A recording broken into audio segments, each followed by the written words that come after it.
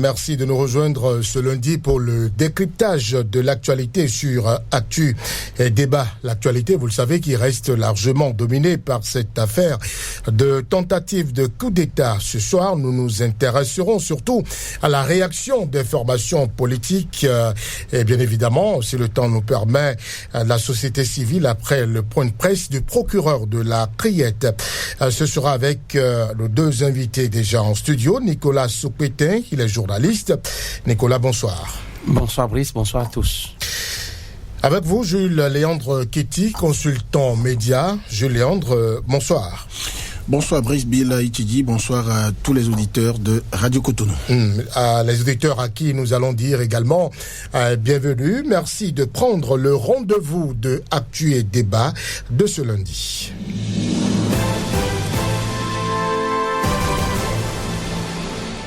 Alors, l'actualité relative à l'arrestation du ministre Oswald Omeki et d'Olivier Boktor continue, disais-je, d'occuper l'actualité peu après la sortie médiatique effectuée par le procureur spécial de la Cour de répression des infractions économiques et du terrorisme, Criette. Plusieurs formations politiques béninoises se sont prononcées sur le sujet. Les deux grands partis favorables aux actions du président Patrice Talon ont ouvert le bal et ont été suivis par les forces Cori.Bénin émergents, sans oublier la renaissance nationale de la présidente Claudine Prudencio. Nicolas Soukpetin, c'est parti. Ont pour la plupart condamné les faits.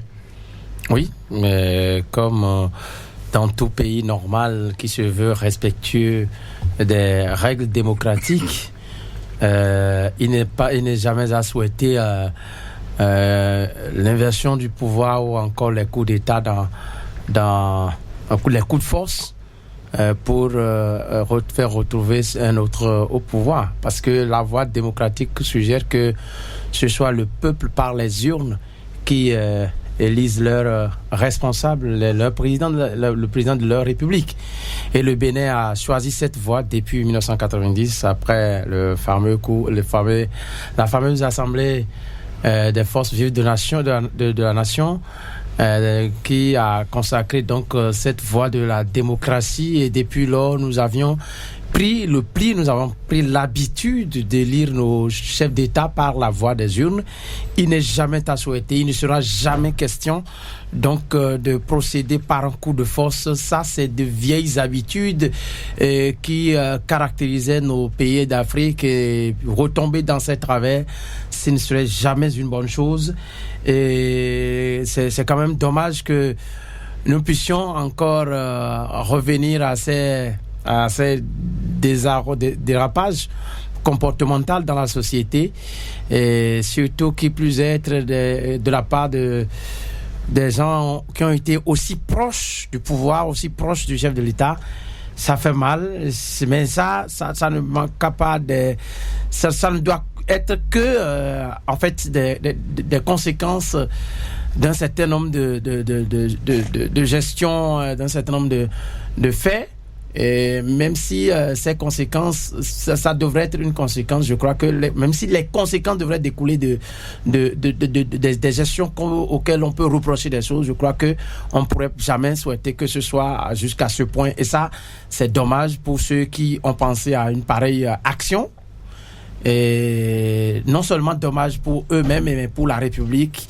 Et on doit, en tant normal, en tant que citoyen de cette République-là, condamner avec véhémence, avec la dernière rigueur, un tel acte.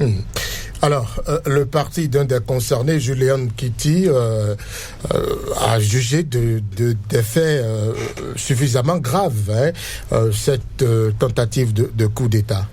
Oui, vous voulez parler notamment donc de l'Union progressiste Le Renouveau, le bien parti sûr, le PR. Dont Oswald Omeki est membre du bureau politique, si je ne me trompe. C'est normal, moi j'ai lu leur communiqué également. Le parti, je pense, a voulu dire on aurait pu penser à protéger notre élément, mais vu la gravité des faits évoqués par le procureur de la République, il faut dénoncer. Comme j'ai lu également les communiqués des autres formations politiques. Vous avez parlé tout à l'heure de Renaissance nationale. J'ai pu lire ce communiqué qui est sorti même avant la plupart des autres communiqués. Et ça, c'est bon de savoir que, vous savez, les femmes, Madame Prudencio est la seule femme chef de parti politique dans notre pays aujourd'hui. Les femmes, pour la plupart, sont l'essence même, l'expression même de la douceur de la paix. Et depuis des années, je l'ai entendu dire, si c'est pour préserver la paix, aucun sacrifice n'est de trop pour elle et pour sa formation politique. Et après, donc, elle a été suivie par les autres. Il fallait attendre. Ce qui est bien dans la réaction de la classe politique, c'est que la plupart des leaders politiques ont attendu la déclaration d'une autorité judiciaire. Une déclaration officielle. Très bien, voilà. Parce que sinon, ça allait dans tous les sens. Mais un procureur de la République ou un procureur spécial de la Criette qui connaît de cette question, même si c'est un point d'étape que le procureur fait, c'est quand même une déclaration d'une autorité judiciaire officielle. Ça veut dire que l'autorité judiciaire estime que les éléments qu'elle a pu rassembler jusqu'en ce moment précis là permettait déjà de corroborer l'hypothèse d'une tentative de remise en cause de l'ordre établi par la force, donc une tentative de coup d'État déjouée. Mais après, les responsabilités vont être situées. Après, on dira si tel est coupable de telle ou telle chose dont on le soupçonne. Donc, que ce soit très clair. Et pendant que nous échangeons dans le cadre de la préparation de cette émission, vous le savez, j'ai été très clair avec vous pour tout ce qui est du fond de ce dossier, pour tout ce qui est des faits évoqués et la suite des résultats de la suite des enquêtes préliminaires que la justice nous mettra à disposition. Nous ne nous prononçons pas là-dessus parce que c'est pendant devant la justice. On espère simplement que justement, ça va venir très vite. Les partis politiques n'ont pas fait que condamner. Ils ont invité tout le peuple béninois à se référer à la justice. Très bien, justement. Et ça, c'est en cela que le premier message que j'ai lu, celui de Renaissance nationale et ceux des autres formations politiques. Et là, l'autre avantage, formation politique de la mouvance présidentielle comme formation politique de l'opposition. Vous avez cité FCBE, c'est un parti d'opposition. Je ne crois pas avoir lu de communiqué, de message du parti Les Démocrates. On va en parler. C'est leur choix. Mais pour la plupart que j'ai lu, on peut déjà établir que la classe politique, dans sa grande majorité, toute tendance confondue, est unanime pour dire personne ne veut de coup d'État, il faut décourager ça. 2, il faut faire confiance à la justice de notre pays et laisser l'exclusivité du pouvoir de gestion de cette affaire à la justice béninoise. Vous entendez aujourd'hui, si vous lisez les réseaux sociaux, vous allez comprendre qu'il y a une farouche guerre de communication où tout le procès se fait dans les médias. Bon, il faut que les médias aussi jouent leur rôle avec les papiers d'opinion qui le sont tolérés quand même. Ça se passe comme ça dans tout le monde entier. Mais toujours est-il que la justice sereinement fera son travail. Vous avez vu que la déclaration du procureur spécial était particulièrement succincte. C'est-à-dire, il s'en est tenu strictement aux éléments factuels qu'il a à sa disposition. Et donc, au niveau des formations politiques, je trouve que c'est une bonne chose. Ça veut dire que les Béninois, les acteurs de la vie publique et politique, même s'ils se cognent entre eux, si je puis m'exprimer ainsi, même s'ils se font les querelles des idées, lorsque quelque chose doit ébranler le vivre ensemble, quelque chose doit ébranler notre cohésion nationale et surtout la stabilité du pays, ils savent se mettre ensemble, comme ils ont su se mettre ensemble en 1977, lorsque des mercenaires sont venus attaquer le Bénin. Ce n'est pas parce que le Bénin était particulièrement bien armé militairement contre les assaillants, parce que les assaillants, ils ont bien préparé leur affaire. Mais le Bénin a une âme. Lorsque les Béninois décident de s'entendre, quelle que soit leur querelle, ils arrivent à vaincre, pour parler comme Feu Albert Tévouedjre, à la fin de la conférence nationale, dont il était le rapporteur, il disait, nous avons vaincu la fatalité. Donc les Béninois ont su, dans des moments cruciaux comme ça, vaincre la fatalité. Il faut souhaiter simplement que, s'il s'avérait que un coup comme ça, si la justice établissait qu'un coup comme ça était vraiment en préparation, que ceux qui sont mis en cause ou ceux qui seront reconnus, convaincus de faits répréhensibles du genre, puissent faire leur mea culpa, que la justice leur apporte la sentence prévue par les tests. Donc, ça veut dire quoi?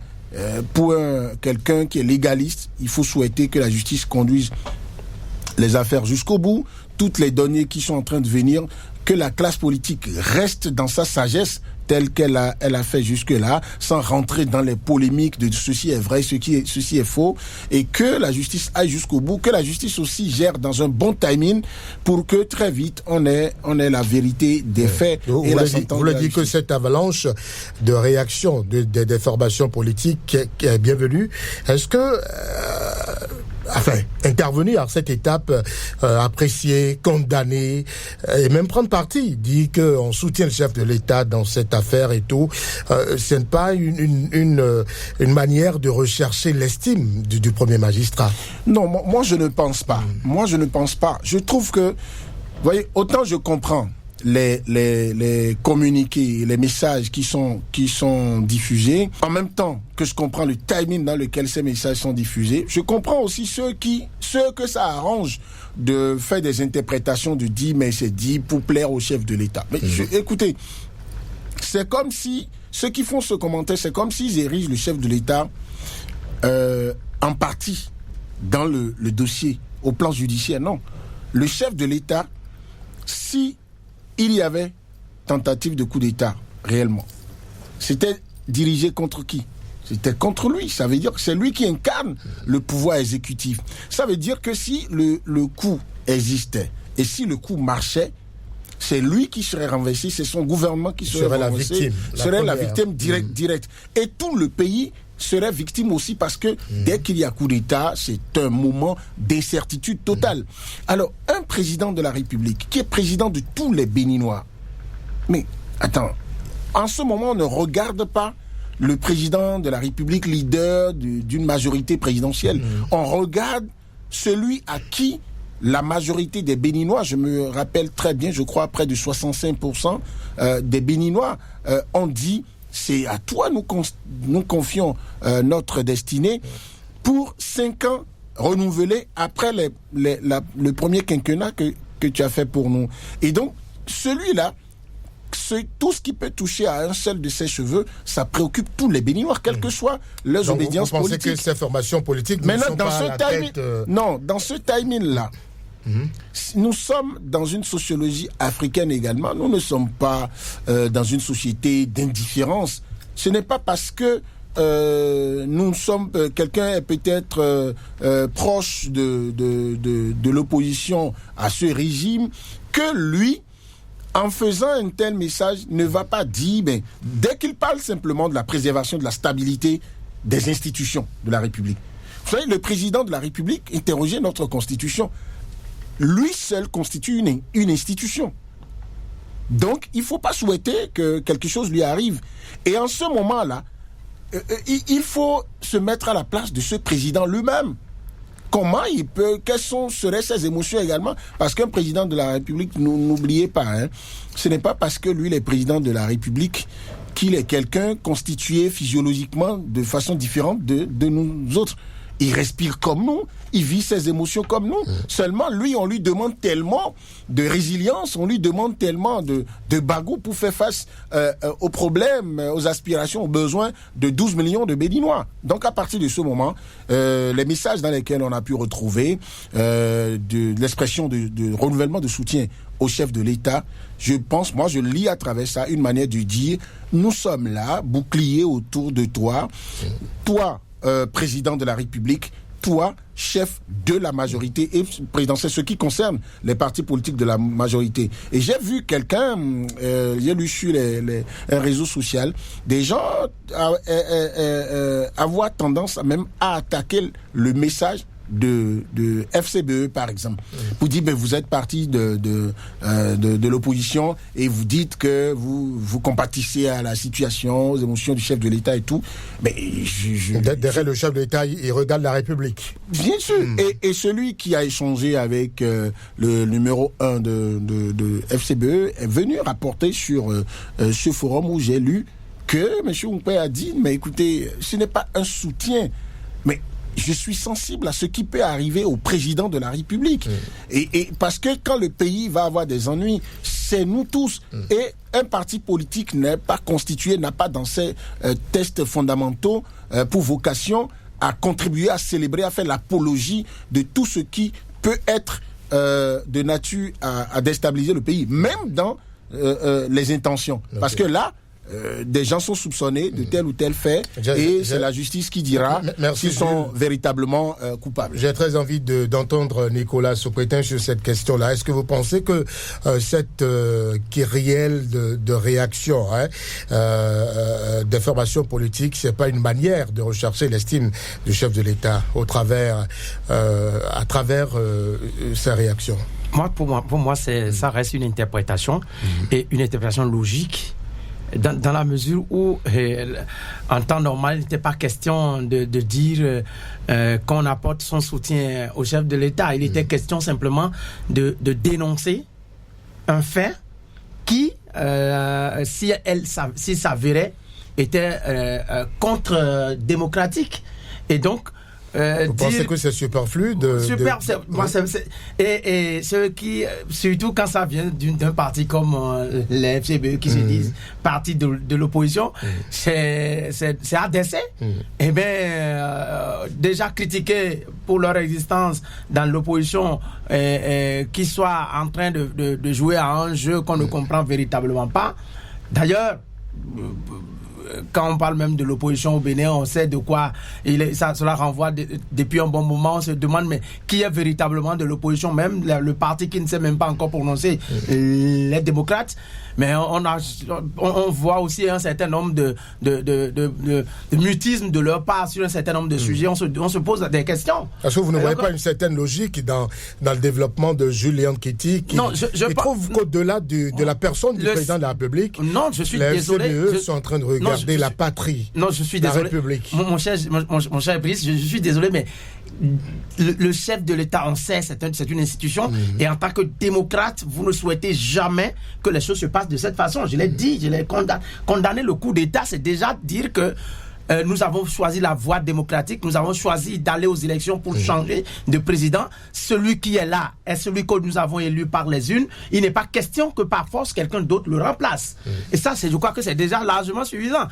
Si derrière ça, nous arrivons encore à trouver d'autres mots de soutien, je pense que c'est d'une certaine logique qu'on estime que ceux-là ne sont pas forcément dans la logique d'une condamnation d'un fait qui rétrograde le Bénin dans un certain nombre sur un certain nombre de voies, en parlant justement de la démocratie.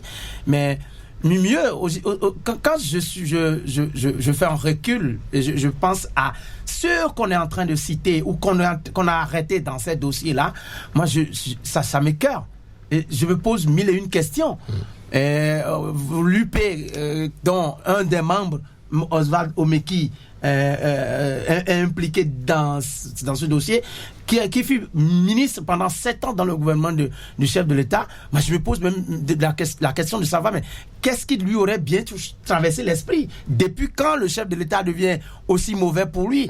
Depuis quand, dans la formation de l'UP? Parce que s'il y en a un, ce n'est jamais loin de deux, ce n'est jamais loin de trois. Depuis quand, dans cette formation, on a des gens qui sont tapis dans l'ombre de cette façon-là, pour détester autant les actions du président de la République, ce qui est pour ne pas être aussi d'accord avec le président de la République, au point d'aller parce que moi je considère que cela comme un extrême une ligne rouge qu'il ne faille pas franchir. Depuis quand ça se passe? Lorsque, depuis 2018-2017, où on a eu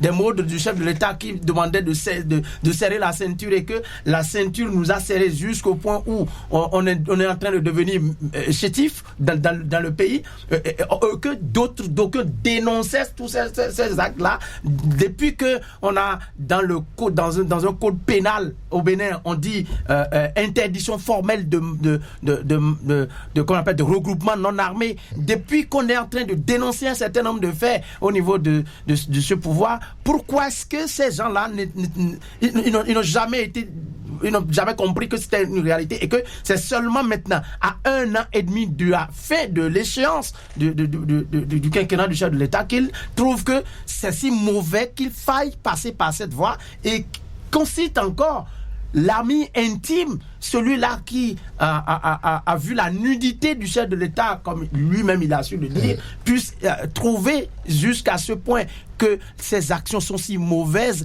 et qu'il faille. On va rester dans la réaction des formations politiques. Non, c'est ce que je dis. C'est-à-dire que je me pose 1001 questions, et quand ça arrive comme ça, je me débarrasse alors de ce qui m'oppose à une gestion, et je dis, je suis démocrate. Je condamne l'acte si cela s'avère vrai, parce que, encore que depuis un bon moment, on est habitué désormais à ces chefs d'inculpation où on dit atteinte on va se référer à la justice. À la sûreté de l'État, atteinte à la sûreté de l'État, dans beaucoup d'autres termes avec lesquels on condamne d'autres à des décennies de prison. Moi, je suis là, en tant que démocrate, je dis non, je condamne avec véhémence cette intention malveillante de ces gens-là, et je dis, mais que ça en arrive là, c'est déjà très grave, et le chef de l'État lui-même doit avoir à faire un certain nombre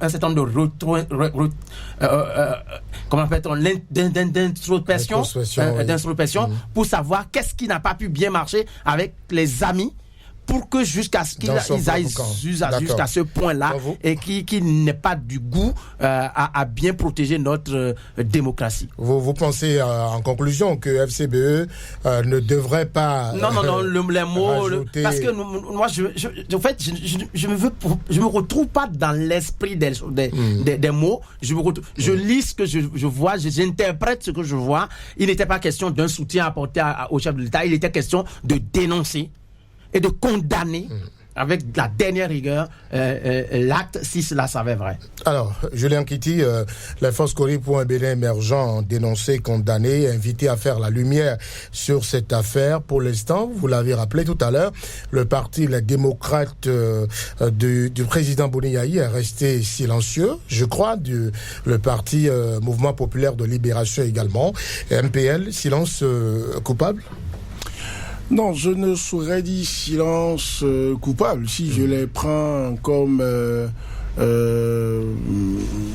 acteurs plus portés vers la politique que vers ce qui peut amener le citoyen que je suis à dire, tiens, dès que j'entends qu'il y a une telle tentative, et que parmi ceux qui en parlent, il y a un procureur de la République ou un procureur spécial, je me dis, là, je prends ça au sérieux, j'ai pas besoin de descendre chez moi avant de dire à qui veut m'entendre, jamais ça. Ce n'est que ça. Alors, pourquoi les démocrates et les autres partis que vous avez cités, ceux qui n'ont pas parlé là, n'ont pas parlé jusque-là? C'est encore leur droit de dire... le procureur spécial a parlé, je suppose, c'est une hypothèse, le procureur spécial a parlé, c'est un point d'étape, il dit les enquêtes se poursuivent pour démasquer et interpeller toutes les personnes qui seraient impliquées dans un tel coup. Alors, les démocrates ont peut-être choisi de dire on attend que le procureur spécial aille jusqu'au bout. Mais si on s'en tient à votre exemple tout à l'heure, relatif par exemple au 16 janvier, où vous avez dit que tout le peuple devrait se lever. On a vu par exemple aux États-Unis, quand Donald Trump, on a tenté de l'assassiner, on connaît la position de Joe Biden. Mais il a fait rapidement une déclaration acerbe de Joe Biden. Jamais ça. Bien sûr. Il dit ça ne doit jamais, ce n'est pas de Pourquoi vous estimez que les démocrates devraient attendre? Alors, je ne suis pas en train de dire ça, c'est proprement le contraire que je suis en train de dire. Ce que je dis ne suffit pas qu'il devrait attendre. Moi, j'ai une démarche pour analyser les faits. C'est quoi? Quand quelqu'un a un comportement, j'émets des hypothèses, je me demande, je m'attends à ce qu'ils réagissent. Si je devrais les conseiller, j'étais à leur place, j'ai dit, si j'étais dans la rue, on me le dit, c'est là où je suis, là, je le dis en même temps, jamais un coup d'État, il faut pas le faire, nous ne voulons pas ça. Et le président de la République qui est là, même si nous pensons des choses, nous avons des réserves par rapport à sa gouvernance, nous ne sommes pas pour que quelque chose arrive à un seul de ses cheveux. C'est de la responsabilité de tous les Béninois. Donc, en principe, l'idéal aurait été pour moi de voir les démocrates aussi faire un message pour dénoncer ce qui est annoncé et demander, comme c'est logique, que toute la lumière soit faite là-dessus. Et c'est ce que les FCBE ont eu à faire. Mais quand vous voyez un parti politique comme Renaissance Nationale, le premier à sortir un message du genre, vous voulez que, logiquement, dans ce message-là, ce parti ne dise pas à la fin au président de la République ce qu'on a annoncé là, qui aurait pu te coûter ton fauteuil, le fauteuil que le pays t'a confié, qui aurait pu peut-être même te coûter la vie. S'il vous plaît, disons les choses par leur nom. Lorsqu'on dit qu'il y a coup d'État, si le coup d'État marche, qui sait comment ça va se passer? Il y a des coups d'État dans le monde qui se sont passés. Qui importe le concerné. Oui, rares sont les coups d'État qui se sont passés sans effusion de sang.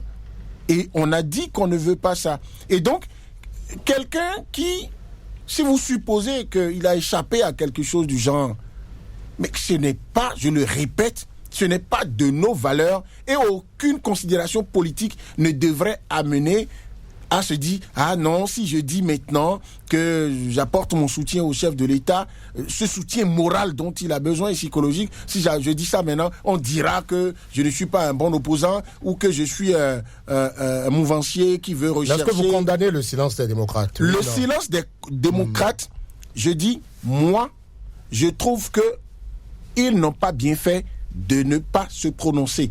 Mais je dis, est-ce qu'il y a une loi? D'accord?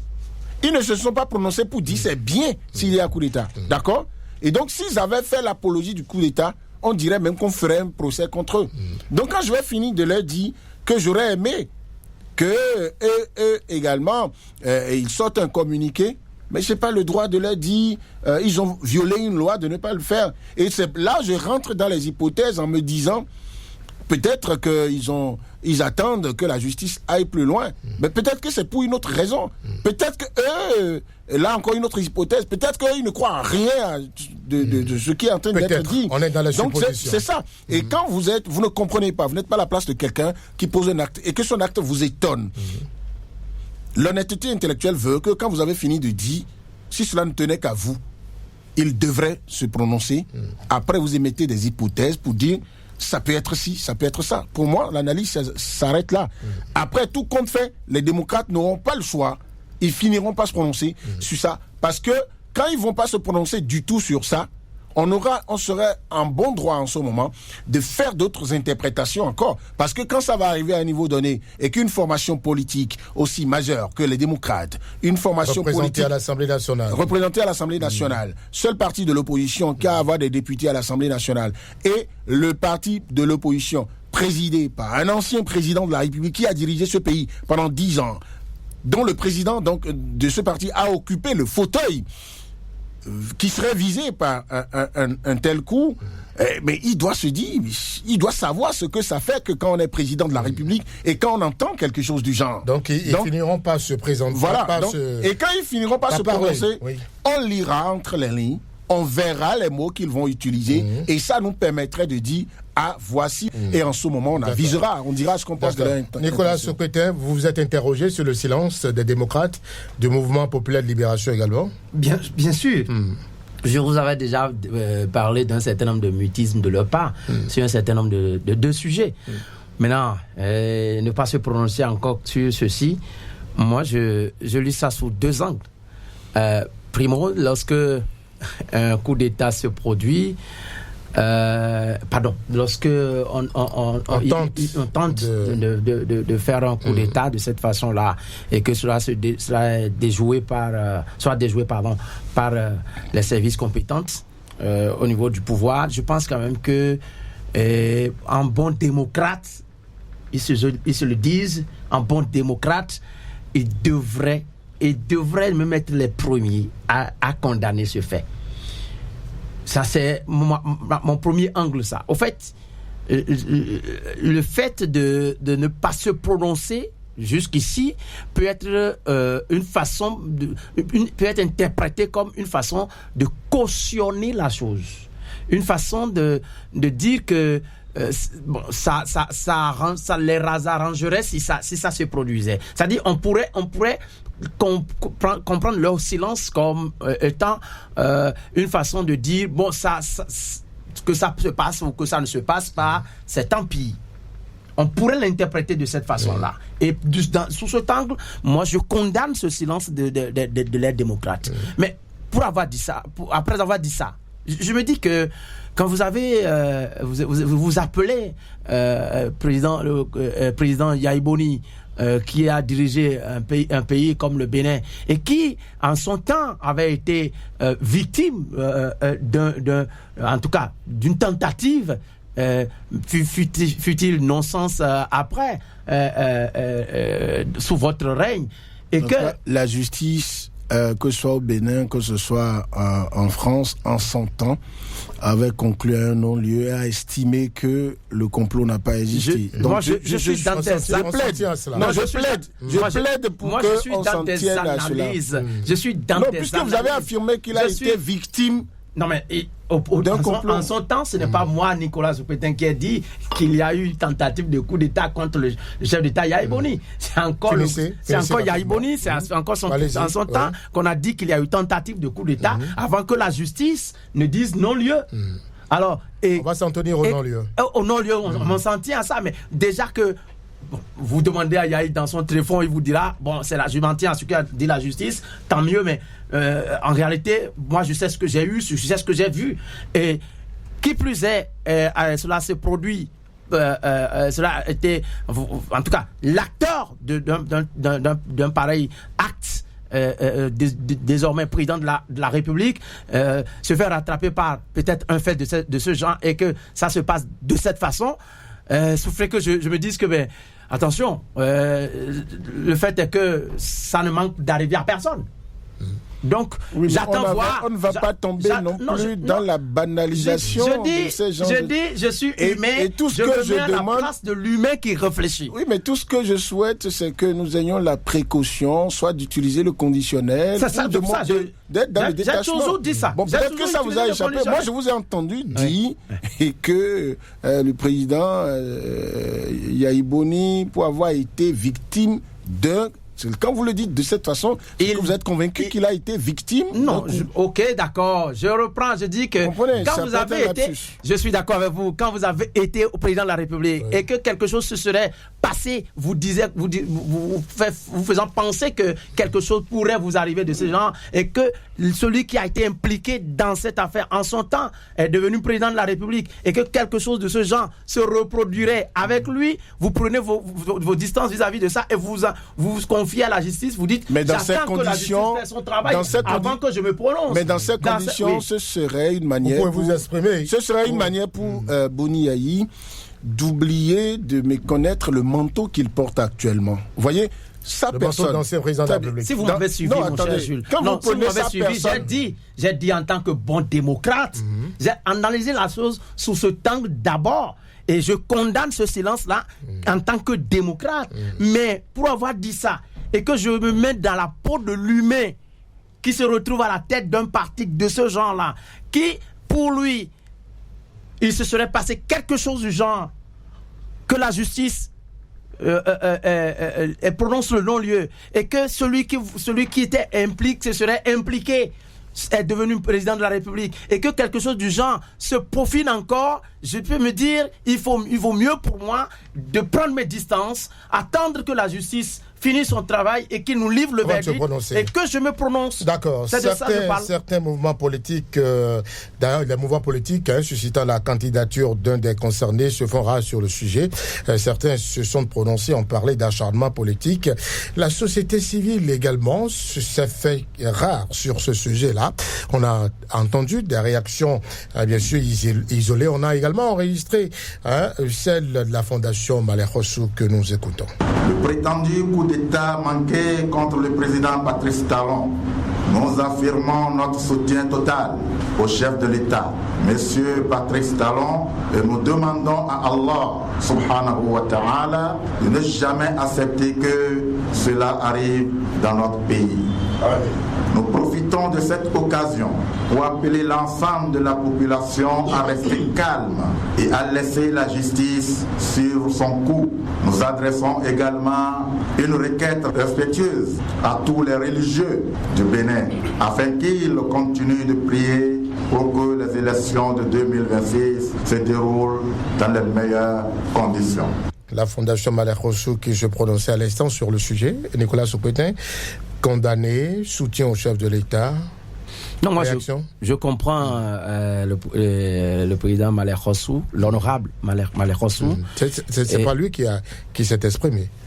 En tout cas, la fondation oui. Merci. La fondation, et c'est de ça que je parlais tout à l'heure, en tant que bon citoyen, en tant que démocrate, puisque c'est cette voie que nous avons choisie. Il n'est pas question de rester bouche bée face à un tel coup, si ça s'avérait vrai. On devrait tous condamner la chose et dire non. Et ça, forcément, on dit un mot à l'étape actuelle. C'est ce que vous dites. C'est cela, parce que faut pas se taire. Non, comme l'a dit M. Jules, et ça, je suis totalement d'accord avec lui. Quand ça se produit, ça ne manquera jamais son effet sur qui que ce soit dans la République, même s'il n'y a pas effusion de sang. Parce que allez voir ce que les Nigériens ont vécu, puisque on peut faire référence à ce pays-là lorsqu'il y a eu lieu, lorsque un concours de force a eu lieu. Ce que les Nigériens ont vécu, allez voir.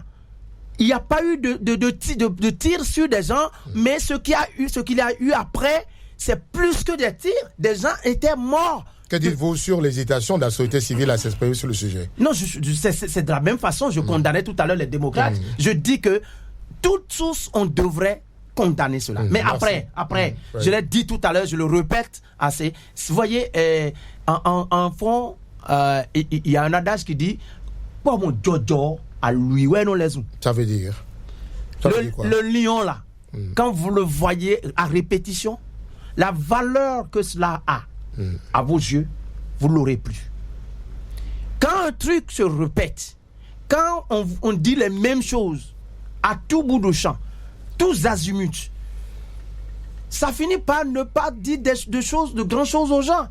Alors que le coup d'État, quand ça tombe dans les oreilles, ça sonne mal, ça sonne très mal. Mais il est arrivé qu'ici au Bénin, on est désormais habitué à ça.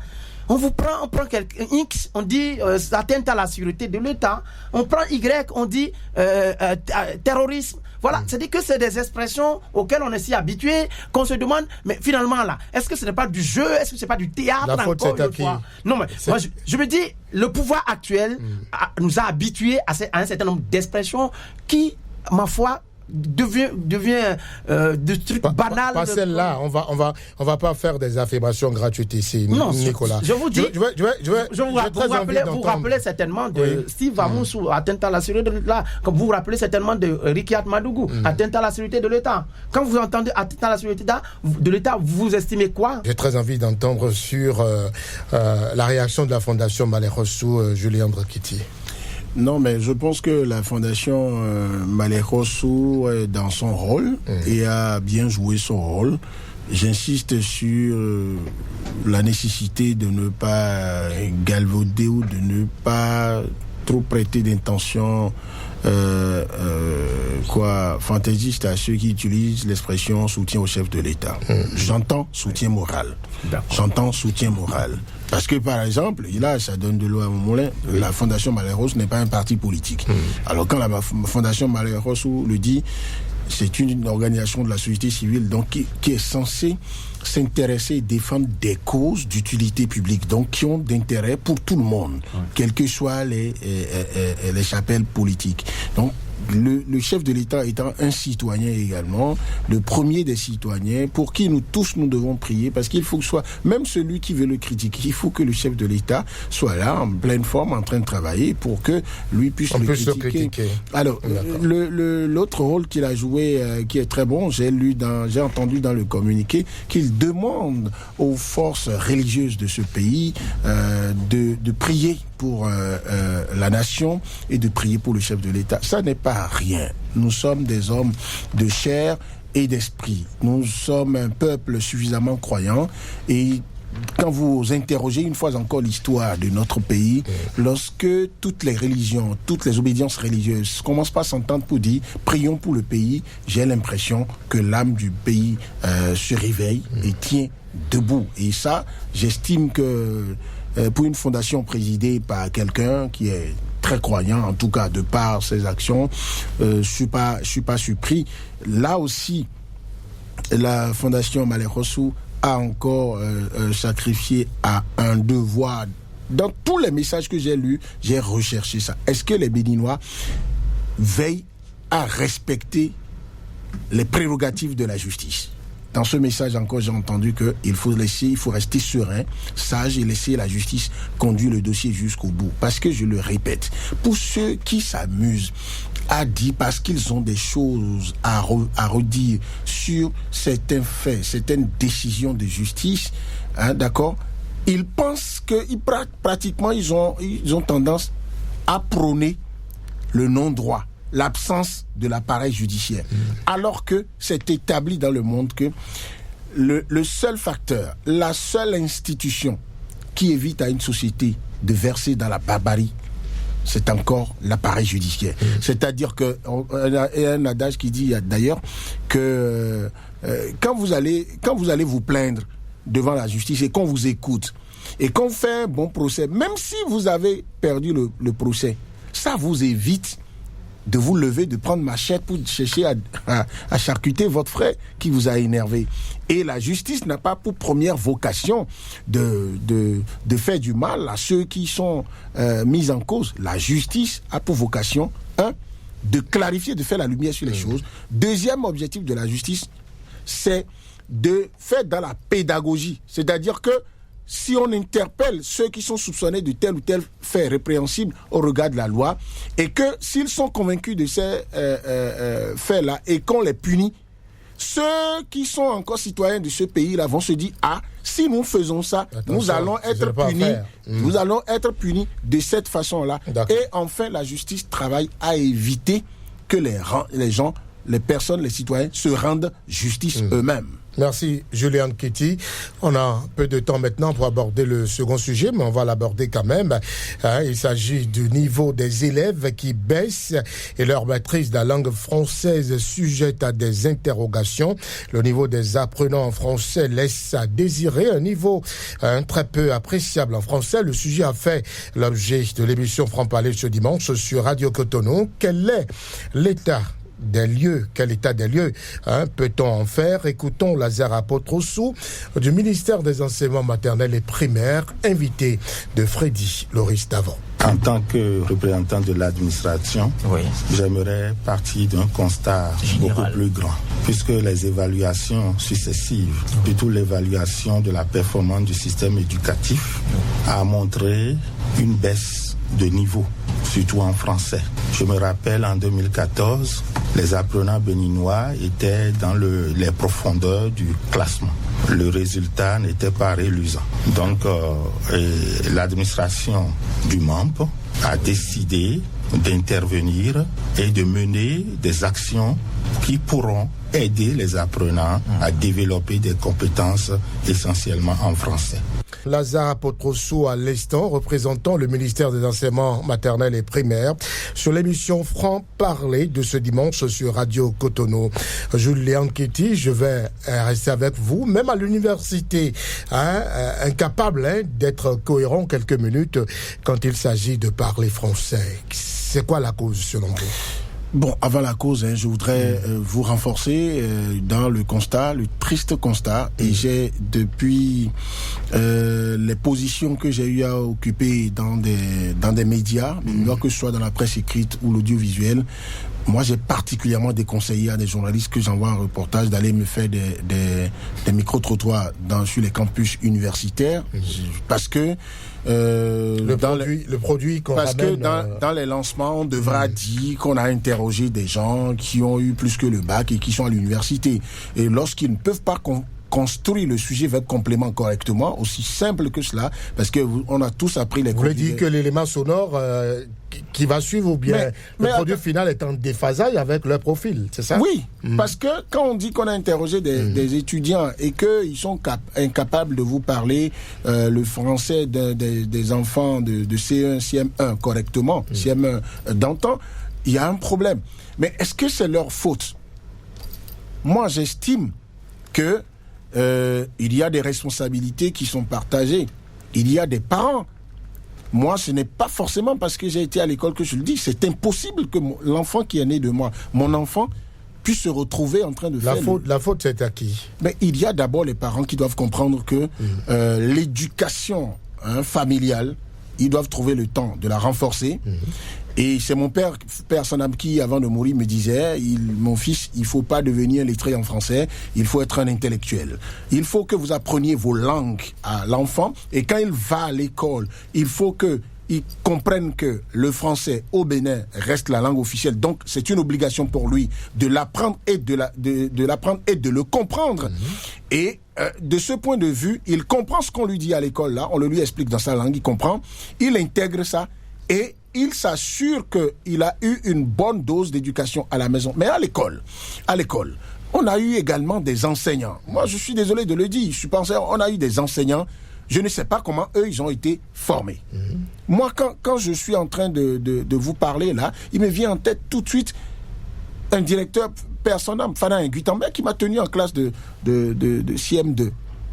Il jurait à tout le monde, c'est pas possible qu'un de ces élèves-là aille au CEP là et ne réussisse pas. Et quand vous planchez en classe, c'est vous-même qui décrivez ce que vous devez écrire dans votre cahier. Donc, on apprenait déjà la prise de parole en public aux enfants. Parce que c'est dans ça là que l'enfant, il expose son niveau. D'accord? Et on l'aide à s'améliorer. Mais regardez ce que c'est devenu la classe, je ne sais pas, je suis pas du secteur, mais la classe des enseignants que nous avons aujourd'hui. Vous avez des enseignants qui sont dans la classe intermédiaire, c'est-à-dire quand ils sont en train de prester, vous sentez que oui, il y a le background.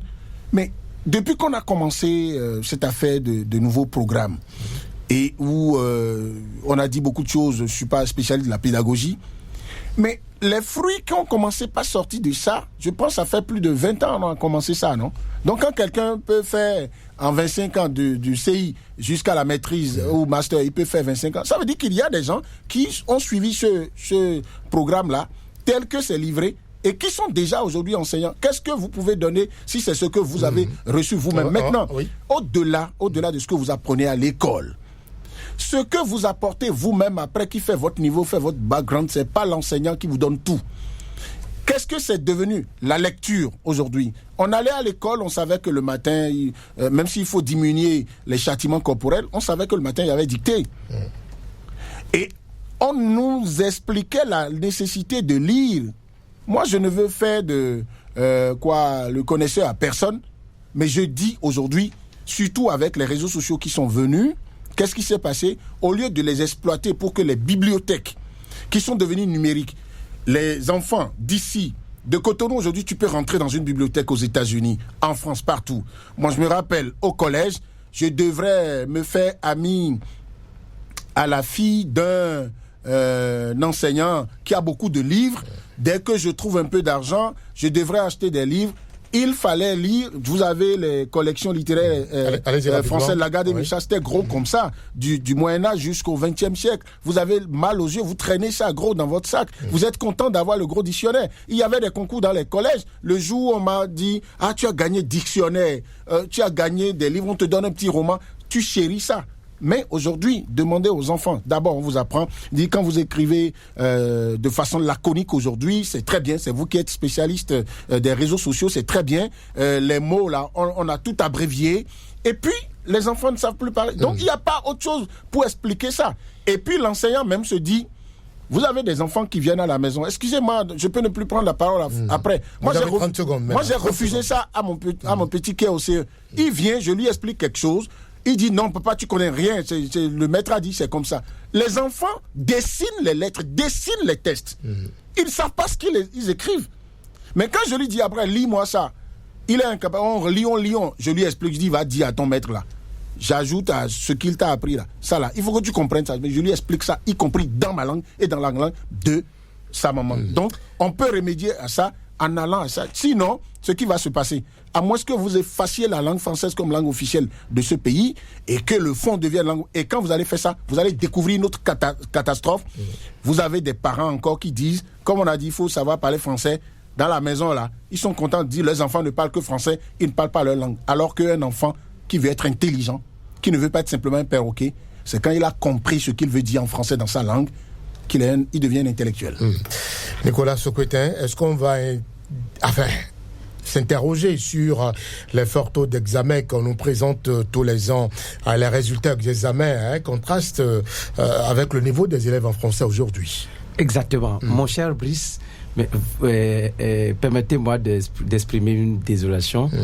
Ce sujet mérite plus de temps. On va en reparler. J'espère que vous allez y penser, qu'on ramène ce sujet-là. C'est on va le ramener, je vous le promets. C'est très très important.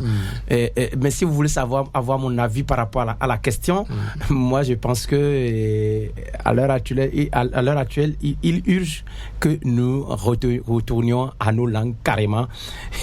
Parce que j'ai écouté un professeur d'université en République démocratique du Congo, dont j'oublie un peu le nom, qui disait que, au fait, savoir réfléchir dans la langue étrangère, dans la langue française, qui est la langue officielle pour nous, est-ce que c'est la meilleure façon que nous a développé jusqu'ici? Il dit, prenons l'inverse, qu'on estime aujourd'hui qu'on supprime le français de nos langues officielles et qu'on réintroduise nos langues de chez nous. On aura beaucoup plus comment appelle-t-on, d'analphabètes que d'intelligents, que de gens intellectuels. Parce qu'il se fait que désormais, non seulement ce français-là, cette langue-là est devenue problème pour nos apprenants d'aujourd'hui, mais il se fait aussi que ces mêmes apprenants parlaient le fond. Ils ne comprennent même pas le fond. Donc ils sont devenus des enfants hybrides. Ça pose un réel problème. Ça pose un énorme problème. D'accord. On va revenir sur la question à Nicolas Sokotin. Je vous prie avec ce phénomène, le Bénin toujours quartier latin de l'Afrique. Ah non, ça, je crois que quelqu'un m'a même refusé de ne plus parler le Bénin n'a jamais été quartier latin de l'Afrique. Il y a quand même de la qualité. Seulement la proportion, ce n'est plus ce que ça doit être. Quelqu'un m'a même refusé de ne plus utiliser cette expression. Franchement, Brice Bill a été dit. Je signe la pétition de Nicolas. Il faut programmer une émission pour ça, amener des gens, des spécialistes de la pédagogie pour bien nous dire, franchement, qu'est-ce qui n'a pas marché. Qu'est-ce qui n'a pas marché? Vous êtes journaliste il y a longtemps. On en a parlé sur Radio Cotonou hier dimanche. Il n'y a pas longtemps. Si vous ne savez pas faire, c'est même dans notre profession là que vous allez découvrir aussi des choses. Et je souhaite que quand vous allez vouloir faire ce débat, peut-être vous pouvez ne pas m'inviter moi, mais je souhaite que vous ameniez des gens qui décident de dire la vérité. Voilà. Qu'on se dise la vérité. Lisez les réseaux sociaux, lisez certains journaux, je dis pas tout le monde. Attendez, je vous en prie. J'ai très envie de vous demander, Julien Nkiti, avec ce phénomène-là, inquiétant, quelle citoyen, pour demain? 30 secondes. Non, on fabrique simplement un citoyen, 9 citoyens sur 10 qui vont être de parfaits crétins. C'est-à-dire que il vaut mieux les renvoyer dans les usines pour tourner les machines, alors que malheureusement pour eux, nous sommes encore à l'ère de l'intelligence artificielle où il y a beaucoup de choses dans lesquelles on n'a plus besoin de manœuvres, qui ont simplement les muscles à vendre. Il faut que l'intellect soit travaillé. On va avoir un citoyen à qui sera difficile même de se prononcer sur des sujets qui engagent la vie. Regardez les débats, la qualité des débats qui se font. C'est parmi ces citoyens qu'il y aura des députés pour faire assemblée où les gars... Donc il y a un danger qui nous guette. Merci. Julien Kitty, actuel débat se referme. Blaise Sacla reste à la mise en onde, prise de vue, Job Tchikpe. Merci à Julien Kitty et à Nicolas Souketin, nos deux invités, nos deux partenaires d'ailleurs du lundi. Je le souhaite qu'il en soit ainsi vivement. Brice Bill a étudié à la présentation. Bonsoir chez vous.